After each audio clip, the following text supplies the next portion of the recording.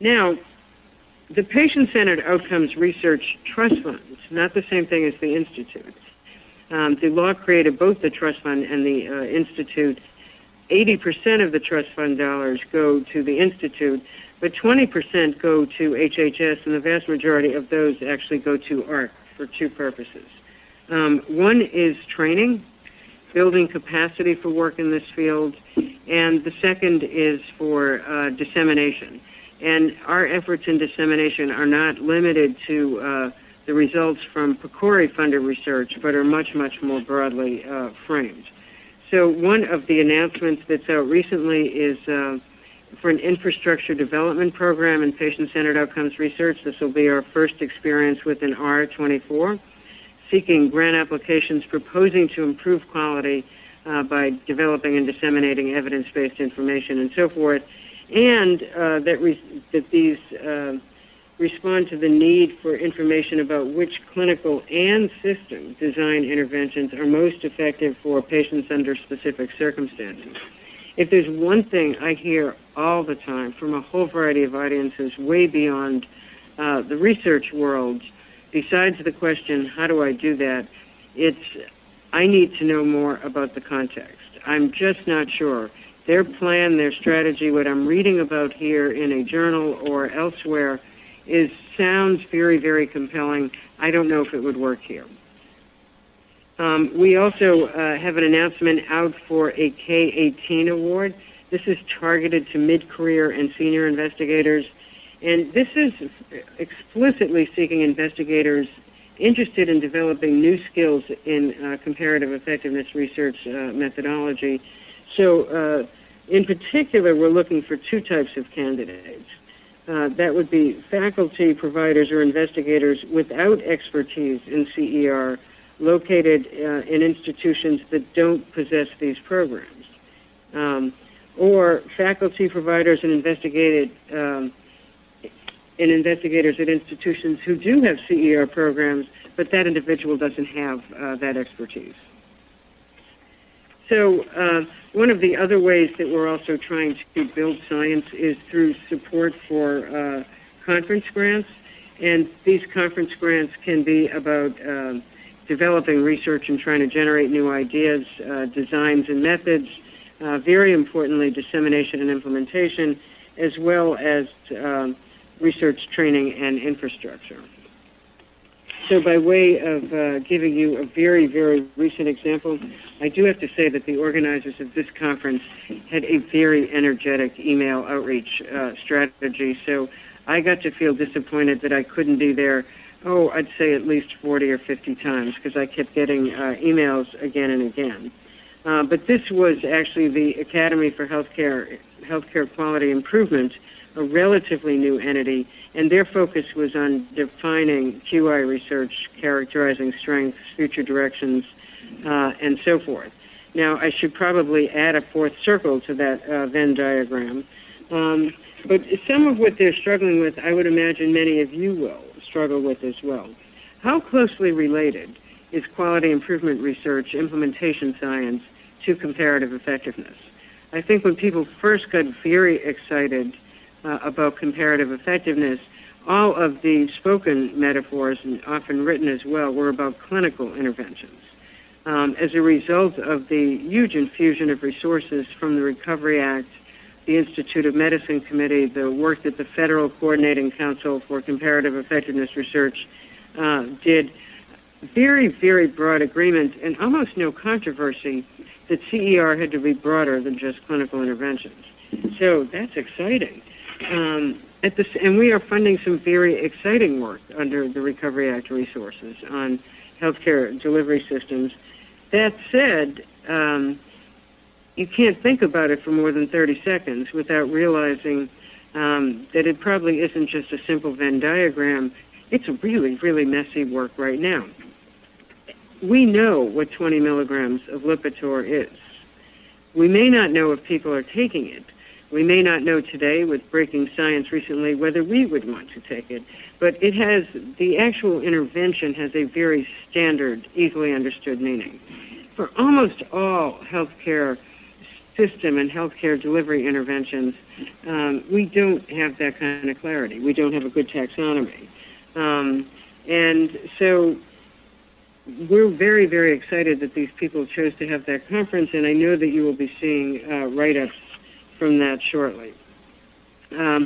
Similarly, by way of training, we funded a recent conference focused on pediatric issues.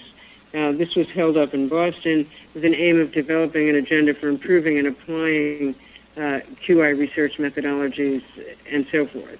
And some of the topics are shown here. These are obviously being newer methods that people are trying as a result of trying to figure out how is it that we can actually evaluate which approach works in which context and so forth. Some of you, particularly at Michigan, I think will know about VA's Health Services Research and Development Series, the cyber seminars on implementation research and implementation science, and so forth. So that's just a little bit by way of a background. You will be seeing more solicitations and funding opportunities from AHRQ, so watch this space.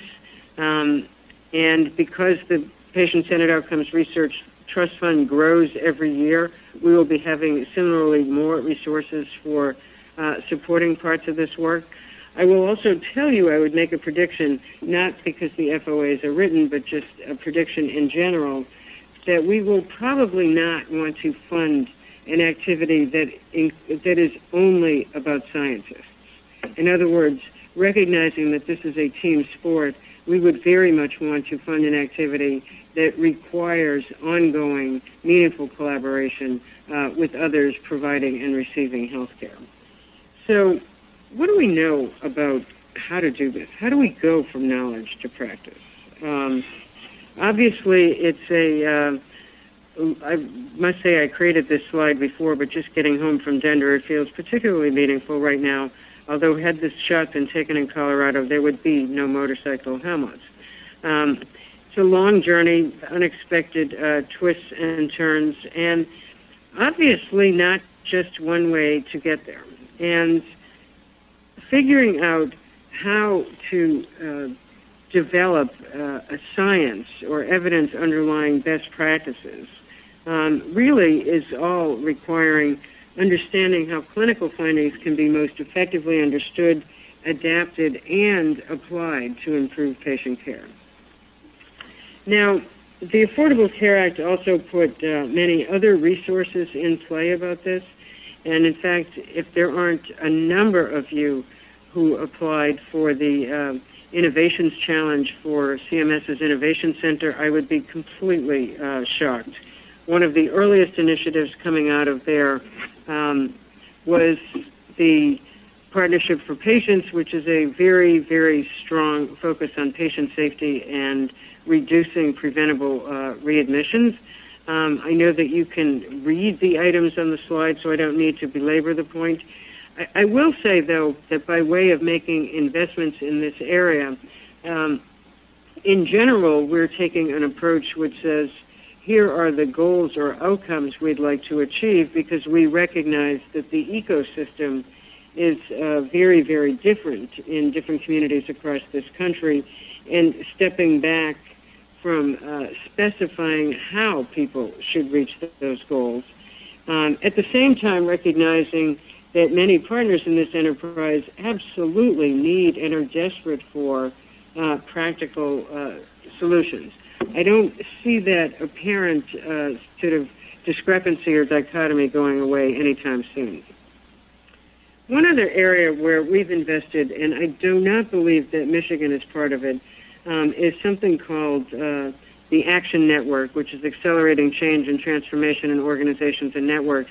I know Henry Ford has been part of this in the past. And this was actually an effort to embed research in practice organizations. And we take a very, very broad and all-inclusive view of what we mean by a practice organization. It can be a large integrated delivery system, something whose the definition and content of which seems to change about every 10 minutes. It could be an HMO. It could be a variety of arrangements. But the main focus is implementation and trying to understand how and why specific strategies and approaches do or do not work, because we have a lot to learn from both. Perhaps our most famous study, and it's fair to say that we're still learning why this worked so well, was the Keystone Project here in the state of Michigan, where an apparently straightforward, really easy, except not really, approach to reducing central line-associated bloodstream infections was implemented in hospitals across the state of Michigan and produced dramatic results. So the results part is easy to assess and ascertain. The how did they do that part, I know that Peter Pronovost and his colleagues are still working on elucidating that, but it also says to me that that is another way to learn about implementation science, is to learn where things have been wildly successful. So we're now working with the American Hospital Association's research arm, the Hopkins team, and several state hospital associations to try to attempt to spread this across the country. So to date, 45 hospital associations and one other umbrella group have committed to leading the project in their states. And we're also seeing that those hospitals that are participating are seeing the same kinds of dramatic reductions in infection rates that we're seeing in the state of Michigan. So we know that this kind of thing can succeed. I'd have to tell you, to be honest, that we've got a very, very vanishingly small list of areas where you can point to that almost say we've nailed the solution to this problem. So the good news, the flip side of that is to say that there's no shortage of opportunities in implementation science.